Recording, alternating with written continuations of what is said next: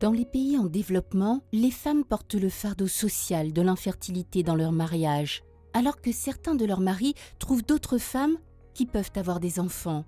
Akpa Augustina, de 57 ans, a subi plusieurs mauvais traitements de son mari, qui finalement l'a chassée de leur maison après 6 ans de mariage et s'est mariée avec une autre femme.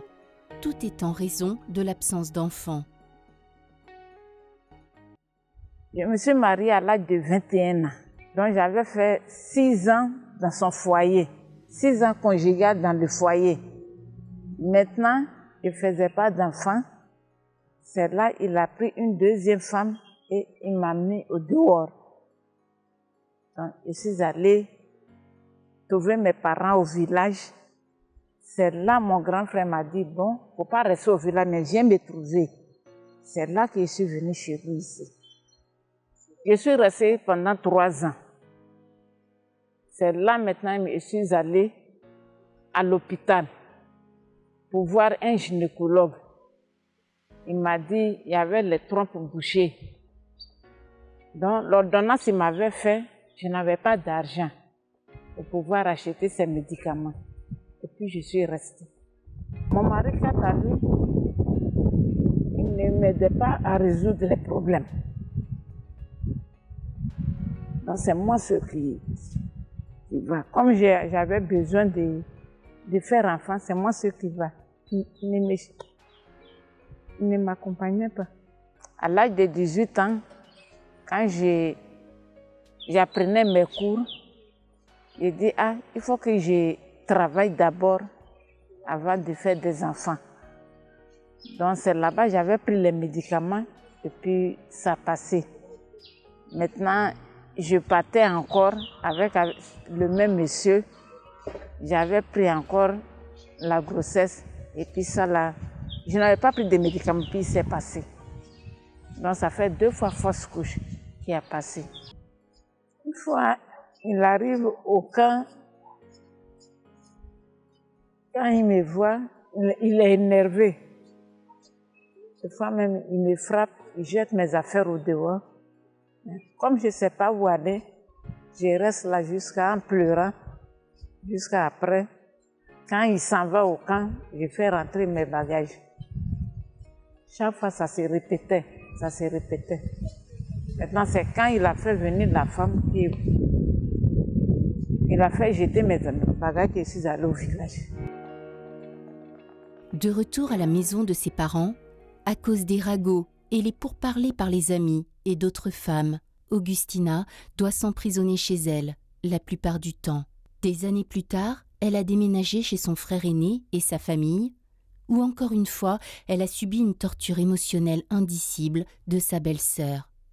Ces activités négatives ont finalement abouti à ce qu'elle est tombée malade avec une pression artérielle élevée et a eu un AVC, accident vasculaire cérébral. Elle a dépensé tout son pécule en dépenses médicales afin de sauver sa vie. Après, je suis allée vivre avec mon frère et ses enfants à Yopougon. Avec ma belle-sœur, des fois, il n'y a pas d'entente. Des fois, elle prépare, elle ne me garde pas, ça ne me dit rien. Je vais acheter ma nourriture, je viens, je mange. Puis, on est là, des fois, nous deux, on ne se parle pas, ça fait 1 mois. Puis, un jour, elle m'appelle, puisque je n'ai pas un chez moi, si j'avais de l'argent pour prendre moi-même ma maison, je n'allais pas avoir tous ces problèmes. Donc, je suis restée là-bas comme ça. Ça ne me plaît pas, mais je ne sais pas comment faire. Je suis obligée de vivre avec eux. Pour cela, je suis restée. Quand j'étais gravement malade, ma belle-sœur ne s'occupait pas de moi.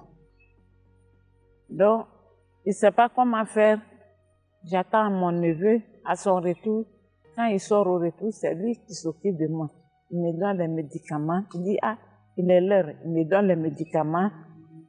Je lui donne de l'argent. Va m'acheter ça, de la nourriture, je vais manger. Il fait ça pour moi. Il demande pardon à mec de m'aider à me soigner pour que je marche bien comme mes camarades. La joie d'Augustina ne connaît pas de limite puisque Merck a visité la Côte d'Ivoire pour mettre en place une entreprise de tissu africain print pour elle. Elle a des clients de différentes associations de femmes, des organisations et des groupes religieux. Cette transformation étonnante a été très appréciée par elle et a contribué de manière significative à son rétablissement après l'AVC. Vraiment contente que Merck a ouvert ce magasin pour moi. Je suis heureuse même. Donc, mon cœur est apaisé. Je suis contente même. Parce que je vais oublier mes souffrances un peu. Et je suis bien même. Je veux que tout le temps qu'elle me respecte. Parce que quand je n'avais pas de magasin et puis j'avais les soucis, je m'assois tranquille. En tout cas, ça me donne tout le temps les pensées. Maintenant, Merck m'a donné ce magasin, beaucoup me respectent. Le magasin que Merck a créé pour moi, les femmes de l'association des églises viennent prendre les pains avec moi. Même elles commandent aussi, je vais les amener aussi. Et je suis très heureuse. Le mal va finir. Parce que c'est quand je pense trop que la tension me monte. Maintenant, Merck a ouvert ce magasin. Je sais que matin, je me réveille, je suis dans mon magasin, je trouve un peu à manger. Donc, je suis très contente. Je me présente, honorable Melej Catherine, je suis originaire de Dabou et je suis présidente de l'association de l'Union féminine, donc l'Union des femmes de l'Église protestante méthodiste. Si je me ressaisis, je félicite Merck. Parce qu'il y en a qui viennent faire des promesses, après on ne les voit plus. Mais elles sont venues, elles ont installé la boutique pour, comment s'appelle, Madame Akba. C'est extraordinaire. Aider les femmes. Et vous savez qu'en Afrique, quand vous n'avez pas d'enfants, c'est la frustration. On ne vous aime pas dans le ménage. Le mari même parfois est obligé d'aller ailleurs. Et puis la belle famille vous traite de sorcière. C'est le cas de Madame Akba, celle qu'on a aidée en ce moment. Vraiment, je les félicite. Oui, je n'ai jamais su qu'il y a une organisation qui vient aider les gens. Mais Merck m'a surpris vraiment. Merck m'a surpris. Je ne sais même pas ce que je vais dire.